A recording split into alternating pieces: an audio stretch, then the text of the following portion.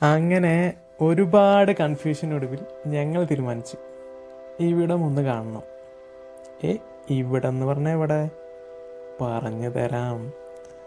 ഇതാണ് 7-ാം നൂറ്റാണ്ടിൽ കണ്ടുപിടിച്ച ഇന്ത്യയുടെ തെക്ക് പടിഞ്ഞാറൻ തീരത്ത് നിന്ന് 400 കിലോമീറ്റർ അകലെയുള്ള ഒരു മനോഹരമായ ദ്വീപ് സമൂഹം.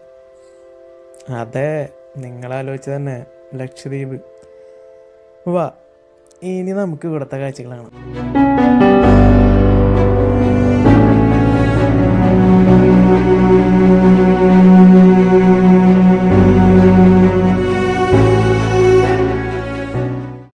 അങ്ങനെ എല്ലാവിധ പെർമിറ്റുകളും എടുത്ത് ഞങ്ങൾ ലക്ഷദ്വീപിലേക്ക് യാത്ര തിരിച്ചു. ഞങ്ങൾ എന്ന് പറഞ്ഞാൽ എൻ്റെ വൈഫ് കൊണ്ടിട്ട് കൂടെ. രാവിലെ 7:15 അലയൻസ് എയർ ആയിരുന്നു ബുക്ക് ചെയ്തത്. അലയൻസ് എയർ അത്ര നല്ല സർവീസ് പ്രൊവൈഡർ അല്ല, കാരണം അവർക്ക് ആകെ 2-3 സ്ഥലത്തേക്ക് ഫ്ലൈറ്റ് ഉള്ളൂ. പിന്നെ ഇടയ്ക്കിടയ്ക്ക് ഫ്ലൈറ്റ് ക്യാൻസലാവും. പിന്നെ അവരുടെ സർവീസ് ഭയങ്കര മോശമാണെന്നുള്ളത് അഭിപ്രായമാണ് ഞാൻ ചെക്ക് ചെയ്താൽ പറഞ്ഞത്. ഞാൻ ബുക്ക് ചെയ്യുമ്പോൾ ഇത് അറിഞ്ഞിട്ടുണ്ടായിരുന്നില്ല. പിന്നെ ഈ 2 days ബാക്ക് ക്യാൻസലേഷനൊക്കെ ഭയങ്കരമായിരുന്നു, അവർ കൂടുതലായിരുന്നു. സോ ഇൻ കേസ് ക്യാൻസലായ ഈ ട്രിപ്പ് കൊള്ളാവോ എന്നൊരു പേടി ആ സമയത്ത് വന്നു. പിന്നെ എന്തോ ഭാഗ്യത്തിന് നമ്മുടെ ഫ്ലൈറ്റൊന്നും ക്യാൻസലായില്ല. ഒരു 1 hour ഡിലേ ഉണ്ടായിരുന്നു. ആ ഡിലേക്ക് ശേഷം ഫ്ലൈറ്റ് ബോർഡായി. സ്റ്റിമ്മി ആദ്യമായിട്ടാണ് ഫ്ലൈറ്റിൽ കയറുന്നത്. അവൾക്ക് അതിൻ്റേതായ ആകാംക്ഷയുണ്ട്. ഫ്ലൈറ്റിൻ്റെ എൻജിനൊക്കെ സ്റ്റാർട്ടാകുമ്പോൾ അവൾ അങ്ങോട്ടും ഇങ്ങോട്ടൊക്കെ നോക്കുന്നുണ്ട്.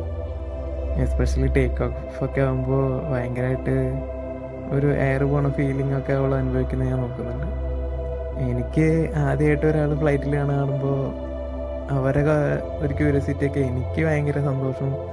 ഞാനും ആദ്യമായിട്ട് കയറണ പോലെ എനിക്കൊരു ഫീലിംഗ് കൊടുക്കുന്നുണ്ട്.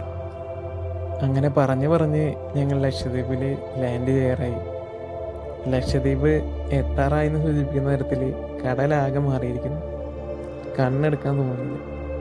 അവതാർ 2 പോലെ കടൽ മൊത്തം ഇളം നീല നിറത്തിൽ കാണുന്നു. ആഹാ, കൊള്ളാലു എന്ന് ഞാൻ മനസ്സിൽ പറഞ്ഞു. ഞങ്ങൾ പോകുന്നത് അഗത്തി ഐലൻഡിലേക്കാണ്. അവിടേക്കാണ് ഫ്ലൈറ്റ് ബുക്ക് ചെയ്തിരിക്കുന്നത്. ഇത് ഏകദേശം 8 കിലോമീറ്റർ നീണ്ടു നിൽക്കുന്ന ഒരു ഐലൻഡാണ്. കവരത്തിയാണ് ഈ യൂണിയൻ ടെറിട്ടറിയുടെ ക്യാപിറ്റൽ. അവിടേക്ക് ഒരു 3 മണിക്കൂർ യാത്ര ഇവിടെ നിന്നുമുണ്ട്. കൊച്ചിയിൽ നിന്ന് വരുമ്പോൾ ഐലാൻഡ് എൻഡിലാണ് എയർപോർട്ട് ഉള്ളത്. അതുകൊണ്ട് തന്നെ ഐലാൻഡ് മൊത്തത്തിൽ നമുക്കൊന്ന് ഓടിച്ച് കാണാൻ സാധിക്കും. ലാൻഡാകും തോറും ബീച്ചുകൾ, സ്റ്റേകൾ എന്നിവ വളരെ അടുത്ത് കാണാൻ സാധിക്കുന്നുണ്ട്. പക്ഷേ മനുഷ്യന്മാരായിട്ട് ആരെയും കാണുന്നില്ല. ഈശ്വര, ഇനി ഇവിടെ ആരും ഉണ്ടാവില്ലേ എന്ന് മനസ്സിൽ ഞാൻ പറഞ്ഞു. നമ്മൾ ലാൻഡിങ്ങിന് ക്ലോസ് എത്തി. ഇനി സ്റ്റേയിലേക്ക് പോകണം. അവിടെ എത്തിയ എന്താ പ്രൊസീജിയർ, എന്തൊക്കെ കാര്യങ്ങൾ ശ്രദ്ധിക്കണം, ഒന്നും തന്നെ അറിയില്ല. മനസ്സിലൊരു ടെൻഷനൊക്കെ കയറി. റൂം എങ്ങനെയാവും, അവിടേക്ക് എങ്ങനെ പോകും, എന്തൊക്കെ സൗകര്യം ഉണ്ടാവും എന്നൊക്കെ ഒരു ചിന്ത വന്നു തുടങ്ങി. എയർപോർട്ട് ഒരു ചെറിയ എയർപോർട്ടാണ്. കണ്ട എയർപോർട്ട് പോലെ തോന്നില്ല. എയർപോർട്ടിലെത്തി ഞങ്ങൾ അവിടെ ഒരു കുറച്ച് നേരം വെയിറ്റ് ചെയ്തു. അപ്പോഴേക്കും റൂം കോർഡിനേറ്റർ നൽകിയ കാറ് വന്നിരുന്നു.